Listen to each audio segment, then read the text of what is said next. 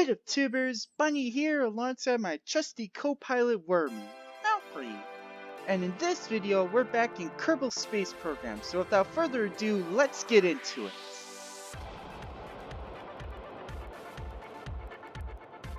Whew, golly, I haven't looked at this thing in years. Milkreed. Well, it is the Calypso 2 rocket. This was one of, if not the first rockets that I designed for a Kerbal Space Program video on my YouTube channel. Milkreed. Well, from a couple of years ago... All of you should probably have seen the space shuttle, right? And if you have, you have noticed in the center of the whole configuration that there is an external fuel tank and some solid rocket boosters. Well, the idea for the Calypso 2 is that it's going to be that central configuration. 3, 2, 1, 0, and liftoff of Calypso 2. Maybe it'll work out. Let's see what happens. Almost supersonic. Ignition. Oh! What blew it? Oh no. This isn't working out very well, is it? No. No. Here we go. Calypso 2 has just become an ICBM. Oh, I think we're gonna go retrograde. Alright, if you want to go retrograde, we can go retrograde. This is looking interesting. Oh, we're falling over. We're tipping. We're...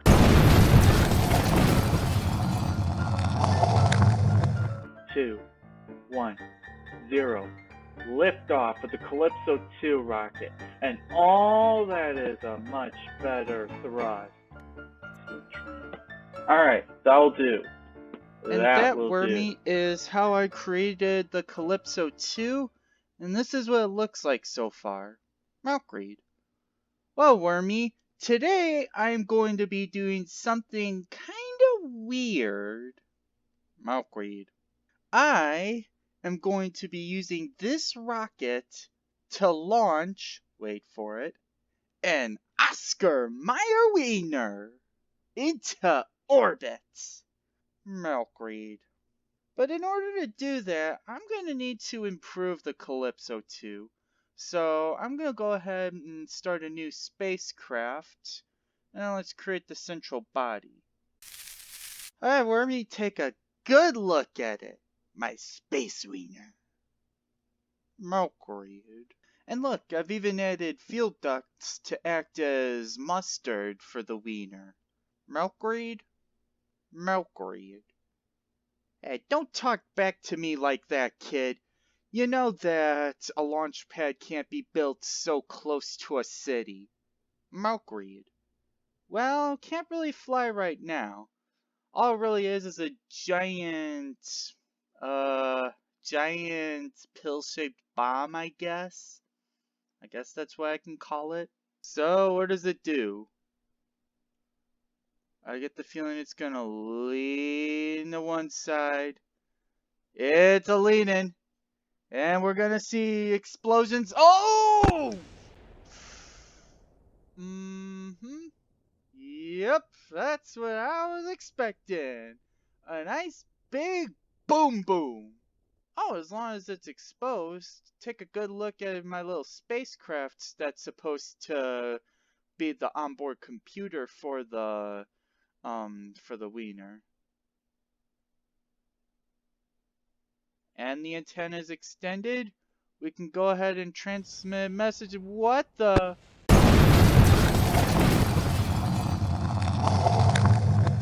Okay, so I might not do anything about the nose cone here, but the spacecraft does now have a tiny little engine at the bottom with a horrible thrust-to-weight ratio. And apparently some of the mustard is now missing, so let us fix that problem. Wait, no, it's still there. Yeah, it's still there. I just need to fix it. That's not fixing it.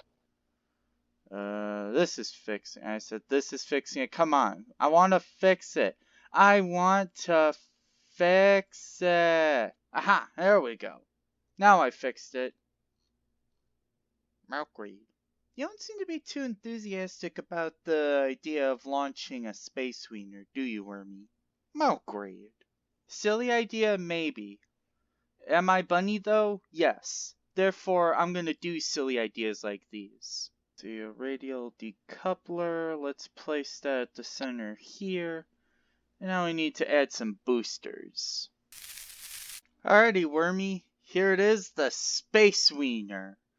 So, this bad boy should be able to get into orbit. What do you think, Wormy? Agreed.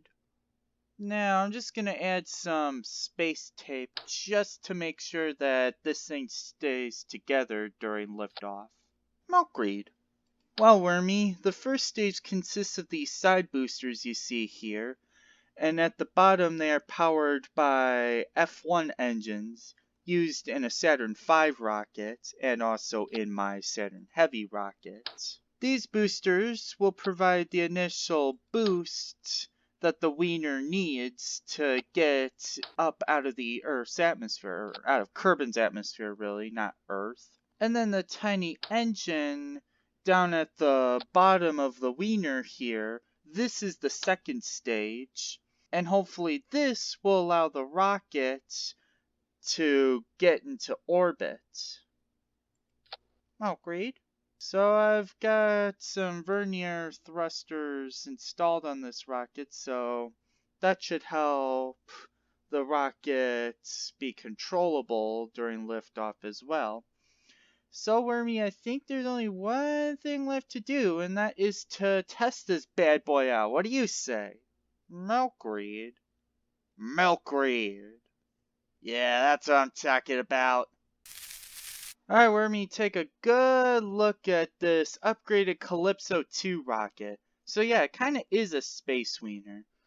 So I'm gonna have to probably give this rocket a new name. It probably can't really be called the Calypso 2 anymore. Milkweed. Calypso W? That's a good idea, Wormy. Thank you. Milkweed. Milkweed. That's true. Can it fly? Well, let's find that out. This one's for you, Madeline. There we go. We have liftoff, Wormy. Look at it. Agreed.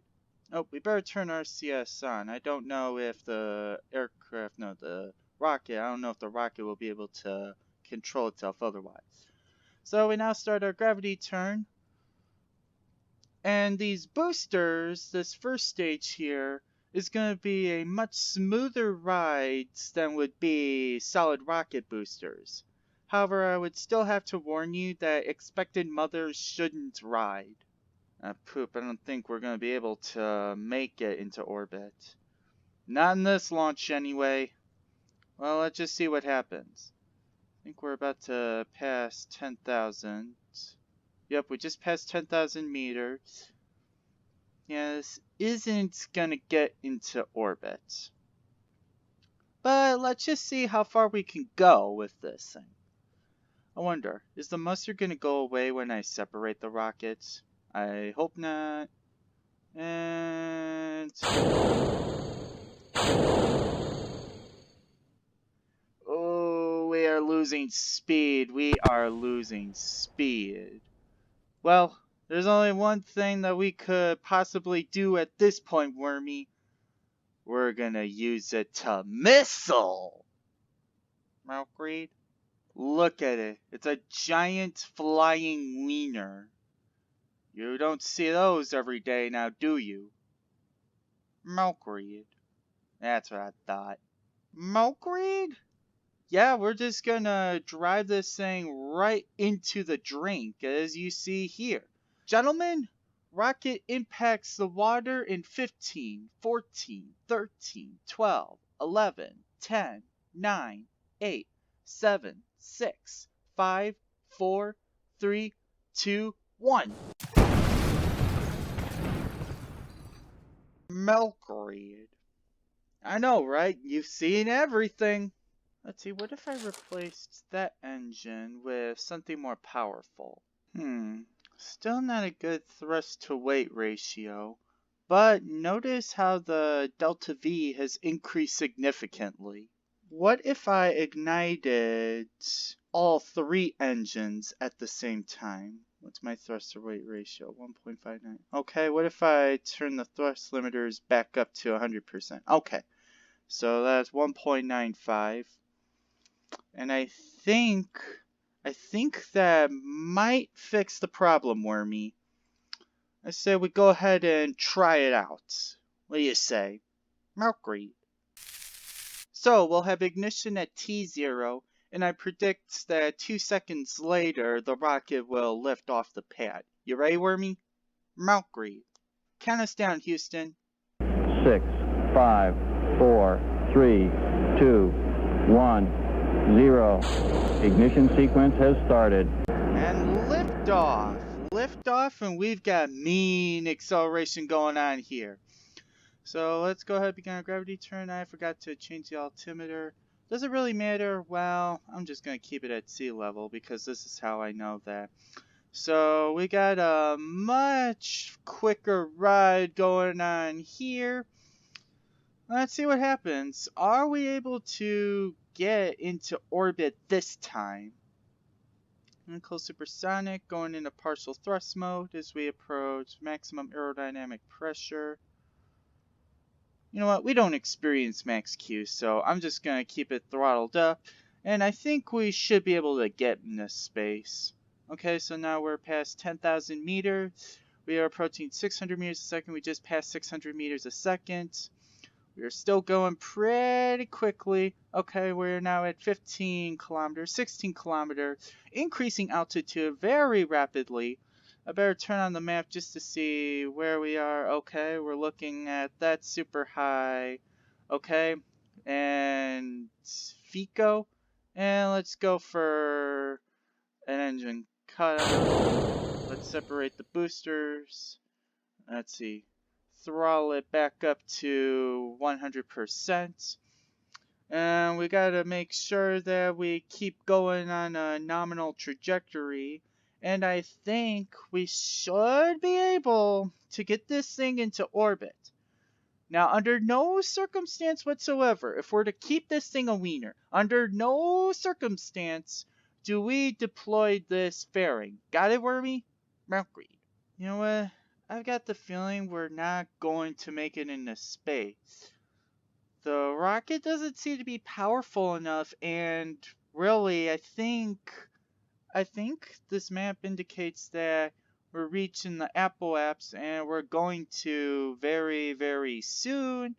So we might be able to just barely scrape the edge of space, but I don't think we're going to make it into orbit. Let's just see what we can do. Maybe if I hadn't cut the engines off at that moment, maybe we would be able to do a jump up. Yeah, T-minus 10 seconds, we reached the apoapse. Yeah, this leap was a bust. Well, here we go, back down, boys. And we reach our altitude, our maximum altitude. Well, let's just see what happens. We're nearing 2,000 meters a second. Maybe we can do a bounce back up into space. I've noticed with SpaceX launches that sometimes a rocket will start to descend, but then it'll start going back up into space. It kind of does something like that. Well, what just happens? I would expect something to happen, because we've now just passed 2,000 meters a second, 2,100 meters. Wait, I think we're going back up. Going back up. Okay. Let's see, I better change the camera to free or else... Aha! I'm gonna get it to prograde, and... there we go. Yep. And pause it. Oh, stop it anyway, not pause it. Okay, here we go. And that, my friend, is how you get a rocket to go up into space the hard way. Milkweed.